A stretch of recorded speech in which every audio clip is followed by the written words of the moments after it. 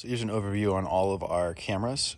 These cameras 1 through 4 are all the same, so they're easy to jump between position depending upon where you're serving. So the first thing we're going to do is we're going to take a look here, and we're going to take the lens cap off the front, and then we're going to turn the camera on. Your on-off switch is just right here. We'll flip it on, and the camera will turn on. The next thing we're going to want to do here is get the camera unlocked. So there are 2 thumb screws. There's one down here and one down here. These are what unlock the camera, because currently if I was to move it, it's not going to be able to move at all. So we'll loosen this up a little bit on both turns, and then now the camera will be able to move freely. They are pretty well balanced, so they should stay in place and not tilt down and fall over a little bit, but it still does require you to hold them as you're operating and making sure that things are pointed correctly in the right spot. So we have these loosened up just a little bit. It's important you don't use these as like a drag. In other words, you don't want to have any tension on this and still be trying to move it. If you feel tension, you need to loosen this up just a little bit more so that way it can move freely. The camera has a couple different controls back here.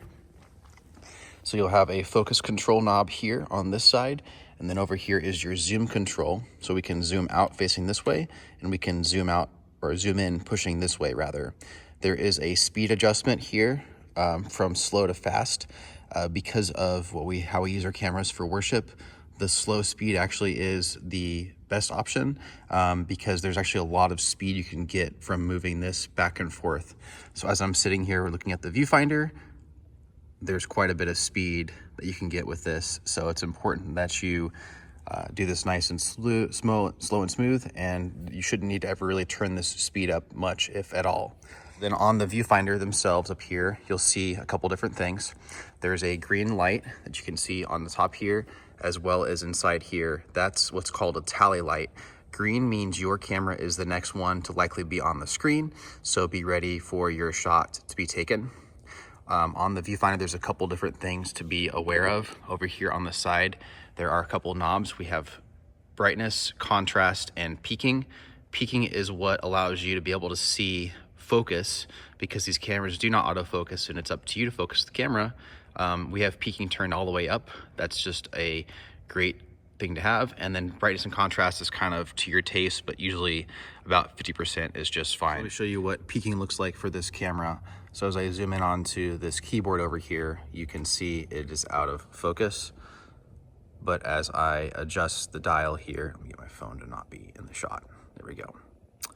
So as I adjust this dial here, you'll start to see the piano come into focus there. You see that the line there indicating we're starting to get this thing into focus. You can see around the edges of the piano where that little red R on the side is illuminated, or is covered with all of our lines, indicating that item is in focus. So the more red lines you can get around the object or person, the better. That just means your focus is even sharper. It is something you have to check throughout the gathering and make sure that things are ready to go every time that you use the camera. One of the things that's nice though is as you zoom in and out, the focus should stay very close and require minimal adjustment. The only difference that would maybe apply to is cameras 3 and 4 because of where they are. Those ones require a little bit more attention to focus, but other than that, it's just a good measure to always have your hand as you're running things to be on the focus. And then every Sunday morning, you'll need to get a headset and an adapter, possibly for your phone. Those are located behind this over here. So you'll grab a headset off the wall.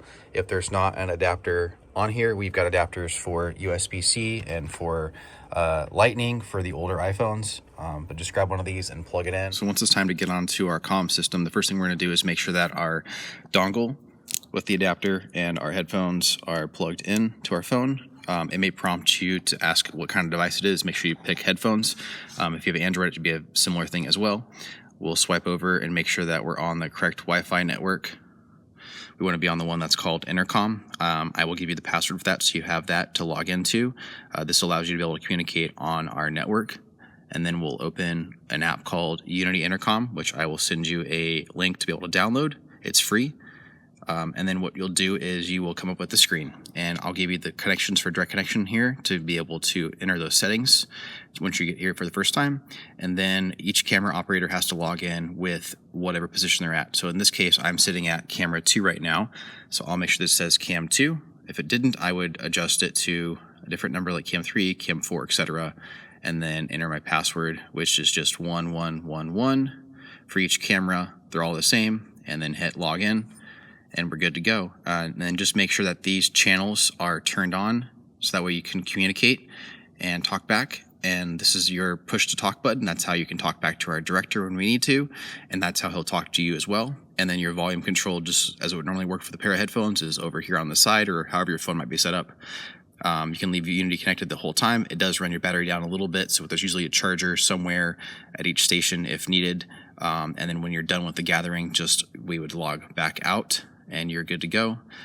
Sometimes you may need to log back in between gatherings or log in and out and restart your phone. It just kind of depends on what error message you may get, and we can kind of work that throughout when you get there. But that's kind of just a brief overview on how Unity works.